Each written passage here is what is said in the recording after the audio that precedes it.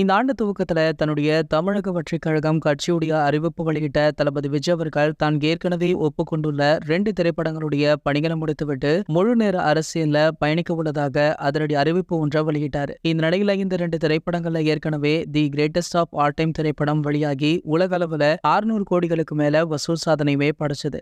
இதனடுத்து பாத்தீங்கன்னா பிரபல இயக்குனர் வினோத் சார் இயக்கத்துல விஜய் சாருடைய 69வது மற்றும் இறுதி திரைப்படத்தை நடிக்க உள்ளார் நம்ம விஜய் அவர்கள். தளபதி விஜய் சாருடைய இறுதி திரைப்படத்தின் மூலம் தமிழ் திரையுலகில் காலடி எடுத்து வைக்கிறது பிரபல தெலுங்கு திரைப்பட தயாரிப்பு நிறுவனமான கேவிஎன் புரொடக்ஷன் நிறுவனம். மேலும் இந்த திரைப்படத்திற்கு பிரபல இசையமைப்பாளரான நம்ம அனிருத் அவர்கள் இசையமைக்கிறார். இந்த படத்துல நடிக்க உள்ள கதாபாத்திரங்கள் குறித்த அறிவிப்பு வெளியாகி வருது. தளபதி விஜய் சாருடன் பீஸ் திரைப்படத்துல நடித்து அசத்திய நடிகை பூஜா ஆக்டே இந்த திரைப்படத்துல விஜய் சாருக்கு நாயகியாக நடிக்க உள்ளதாக செய்திகளுமே வெளியாச்சு. மேலும் நேற்று வெளியான தகவலின்படி பிரபல நடிகர் நரேன் அவர்கள் தளபதி 69வது திரைப்படத்துல அதிகாரப்பூர்வமாக இணைந்திருப்பதாக செய்திகள் எல்லாம் வெளியாச்சு.